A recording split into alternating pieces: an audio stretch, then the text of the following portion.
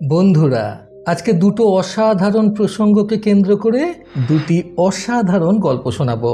চ্যানেলে নতুন হলে সাবস্ক্রাইব করতে ভুলবেন না এবং অবশ্যই গল্পটি ভালো লাগলে একটা লাইক আশা করব। প্রথম গল্পের প্রসঙ্গ, স্বামী এবং স্ত্রী উভয়ের সহযোগিতাতেই কিন্তু একটা সংসার স্বর্গের ন্যায় সুখের হয়ে ওঠে। রাই এবং অভিনব উভয়েই চাকরিরত। দুইজনের বাড়ি থেকে বড়দের দ্বারা দেখাশোনা করেই তাদের বিয়েটা হয়েছিল। বিয়ের পরেই তাদের ভালোবাসার সম্পর্কটা গভীর হয়। বর্তমানে রাই এবং অভিনবর একটি 7 মাসের ফুটফুটে কন্যা সন্তান রয়েছে। মেয়ে হিসেবে যেমন রাই খুবই শান্তশিষ্ট এবং বোঝদার মেয়ে, ঠিক সেরকমই ছেলে হিসেবেও অভিনব বেশ ভালো। সন্তান জন্মাবার পর 2 মাস মতো ছুটি নিয়েছিল রাই।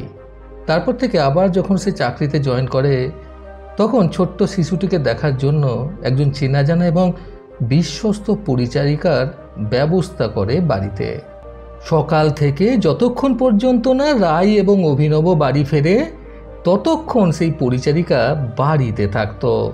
তাদের মধ্যে কেউ একজন ফিরে এলে সে চলে যেত। এইভাবেই তাদের জীবন কেটে যাচ্ছিল।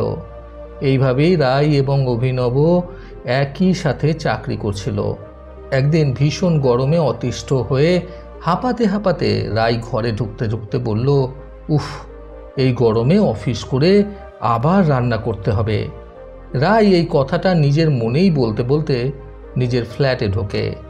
আজ অবশ্য অভিনব মানে রাইয়ের স্বামী তাড়াতাড়ি ফিরেছে অফিস থেকে ফিরে ফ্রেশ হয়েই টিভি দেখতে ব্যস্ত সে। রাইয়ের আগমনে কলিং বেলের শব্দ পেয়ে দরজা খুলে দেয় অভিনব। রাই আজ ভীষণ ক্লান্ত। 7 মাসের মেয়েকে সামলাতে গিয়ে ঘুম হচ্ছে না তার ঠিক করে, তার উপর আবার অফিস। দুজনে মিলে চাকরি না করলে যে আবার এত বড় শহরে খরচ সামলানো দায়, এটা তারা দুজনেই জানে। ফলে অগত্যা ফ্রেশ হয়ে এসেই রান্নাঘরে চলে যায় রাই। রাইকে রান্নাঘরে যেতে দেখে অভিনব রাইকে উদ্দেশ্য করে বলে, বলছি যে কি রান্না করবে আজকে? রাই অভিনবর কথার উত্তরে বলে, দেখছে ভাত আর মাছ করে নে, আজ আর রুটি বানানোর শক্তি নেই একদম। আবার রাইয়ের কথার পরিপ্রেক্ষিতে অভিনব বলে, আমি করে নিচ্ছি, তুমি বরং গিয়ে ঘুমিয়ে নাও, এমনিতেই সারা রাত ঘুমাওনি। রাই বলে, তুমিও তো অফিস থেকেই ফিরলে, তুমিও ক্লান্ত, তুমি করবে কি করে?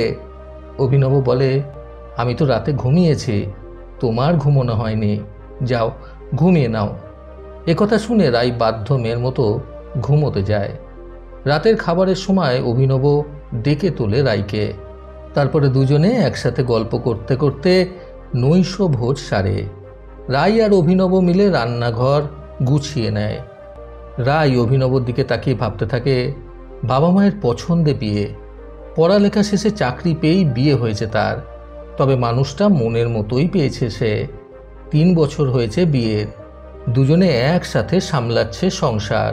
প্রায়ই দুজনে একসাথে রান্না করে। ঘরের সমস্ত কাজেই রাইকে কম বেশি সাহায্য করে অভিনব। সংসার তো দুজনেরই, তাই একসাথে দুজনেই সব দিক সামলে নিচ্ছে তারা। কাজকর্ম করে ঘরে এসে মেয়েকে ঘুম পাড়িয়ে তাকে নিয়েই ঘুমিয়ে পড়েছে অভিনব। এটা দেখে রাইও অত্যন্ত শান্তিতে ঘুমোতে যায়। বন্ধুরা, সুখের সংসার গড়তে আজকের প্রথম গল্প থেকে শিক্ষণীয় 2টি কথা সর্বদা মনে রাখুন। প্রথমত, একটি সংসার তৈরি হয় স্বামী স্ত্রী দুজনকে নিয়েই। কাজেই সংসারটাকে সামনে এগিয়ে নিয়ে যাওয়ার জন্য দুজনেরই সহযোগিতার প্রয়োজন।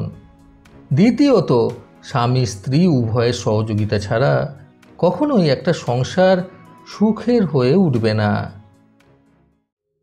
চলে আসছে আজকের দ্বিতীয় গল্পে। এই দ্বিতীয় গল্পের প্রসঙ্গ, একজন স্বামীর সন্তুষ্টি হলো তার স্ত্রীর যথার্থতার পরিচয়।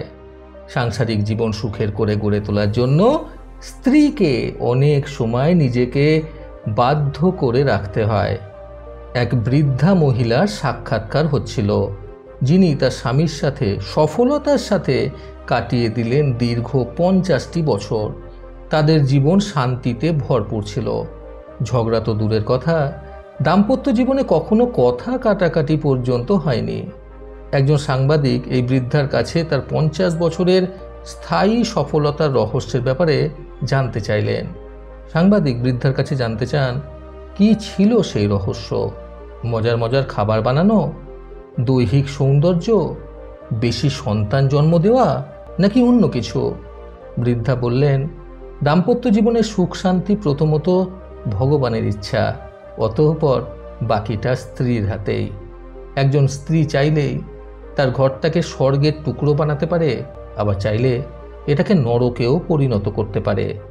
এই কথা বলার পরেও সেই বৃদ্ধা একটু থেমে গিয়ে আবারও বললেন, কিভাবে বলুন তো? অর্থ দিয়ে? তা তো হতে পারে না, কেননা অনেক অর্থশালী মহিলা আছেন যাদের জীবনে দুঃখ দুর্দশার শেষ নেই, যাদের স্বামী তাদের কাছেই ভিড়তে চান না। তাহলে কি সন্তান জন্মদান? না, তাও নয়, কারণ অনেক মহিলা আছেন যাদের অনেক সন্তান আছে, অথচ স্বামী স্ত্রীকে পছন্দ করেন না। এমনকি এ অবস্থায় ডিভোর্স দেওয়ার নজিরও কম নয়। তাহলে কি ভালো খাবার বানানো? এটাও না, কারণ অনেক মহিলা আছেন যারা রান্নাবান্নায় বেশ দক্ষ, সারাদিন রান্নাঘরে কাজ করে, অথচ স্বামীর দুর্ব্যবহারের সম্মুখীন হন। তার কথায় সাংবাদিক বিস্মিত হয়ে গেলেন। সাংবাদিক বললেন, তাহলে আসল রহস্যটা কি? বৃদ্ধা বললেন, যখনই আমার স্বামী রেগে গিয়ে আমাকে বকাবকি করতেন, আমি অত্যন্ত সম্মান দেখিয়ে নীরবতা অবলম্বন করতাম এবং অনুতপ্ত হয়ে মাথা দুলিয়ে তার প্রতিটি কথায় সায় দিতাম। সাবধান, বিদ্রূপের দৃষ্টিতে কখনো চুপ হয়ে থেকো না, কেননা পুরুষ মানুষ বিচক্ষণ হয়ে থাকে, এটা সহজেই বুঝতে পারে। সাংবাদিক আবারও বললেন, ওই সময় আপনি ঘর থেকে বের হয়ে যান না কেন? বৃদ্ধা বললেন, সাবধান, সেটা কখনো করবেন না। তখন তিনি মনে করেন আপনি তার কথায় বিরক্ত হয়ে পালাতে চাইছেন। আপনার উচিত চুপ থেকে ওনার প্রতিটি কথায় হাঁ সূচক সায় দেওয়া, যতক্ষণ না তিনি শান্ত হন। অতঃপর আমি তাকে বলি, আপনার শেষ হয়েছে, এবার আমি যেতে পারি? তারপর আমি চলে যাই আর আপন কাজে লেগে যাই, কারণ চিৎকার করে তিনি ক্লান্ত হয়ে পড়েছেন, তার বিশ্রামের প্রয়োজন। সাংবাদিক আবারও বললেন, এরপর কি করেন? সপ্তাহখানেক তার থেকে দূরে থাকেন এবং কথা বলা বন্ধ রাখেন নিশ্চয়ই? বৃদ্ধা আবারও বললেন, সাবধান, এই ধরনের বদ অভ্যাস থেকে দূরে থাকুন, যা দুধারী তরবারির চেয়েও মারাত্মক। স্বামী যখন আপনার সাথে আপোষ করতে চান, তখন যদি আপনি তার কাছে না যান, তখন তিনি একা থাকতে অভ্যস্ত হয়ে যাবেন। কখনো কখনো এই রূপ অবস্থা তাকে প্রচণ্ড জেদের দিকে ঠেলে দেবে। সাংবাদিক বললেন, তাহলে কি করবেন তখন?